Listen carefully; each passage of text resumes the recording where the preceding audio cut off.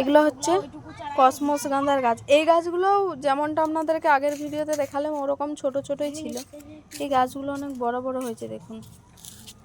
এই এই কসমস গাঁদা গাছের ফুলটা হচ্ছে এরকম হয়। বাচ্চু এটা লাল কসমস না হলুদ? আচ্ছা, ওই দুটো আর কি হলুদ। এই যে এই এই এইরকম ফুলটা হবে এরকম।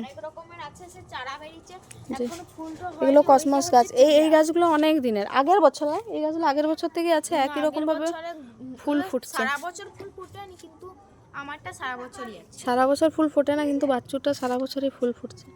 বাচ্চুর যত্নের কারণে ফুটছে, আর বিকল্প কিছুই নয়। এটা এই যে আমাদের বাড়িটা, মাটির বাড়িটা, ওটা আমাদের তুলসী মঞ্চ, এটা হচ্ছে আমাদের রান্নাঘর,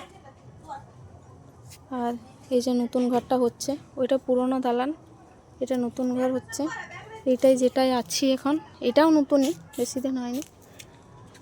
এখানে কফির চারা বসানো হয়েছিল, যেটা জমিতে এখন ফসল হয়েছে, এটা চারা হয়েছিল, এখানেই করা হয়। আর এই চারদিকে বেড়ে দিয়েছে, মানে ইঁদুরে চারাগুলো খেয়ে ফেলে, সেই কারণেই দেওয়া হয়েছে। এখনো এগুলো আছে, এখনো এই এই গাঁদা গাছগুলো আছে, এগুলো লাগাবো।